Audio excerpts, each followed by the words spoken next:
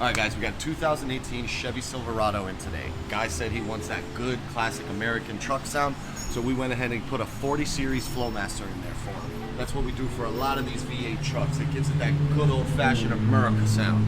All right, put a nice original 40 series in there. We'll bring it down now and we'll fire it up.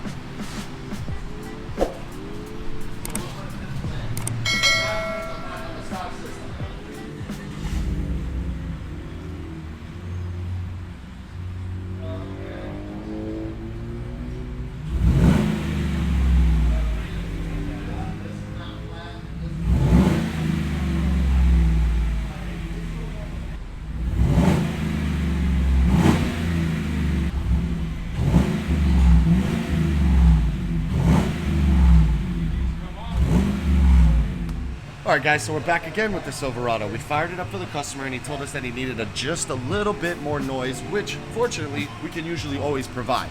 So like we said, we got the original 40 series up there, we fired it up and it wasn't enough, he needed about 10 to 15 more percent. So that's exactly what we did for him. We removed a resonator that was right here on his tailpipe and it gave him probably a 10 to 15% increase. So round two, let's fire it up, let's make this guy happy.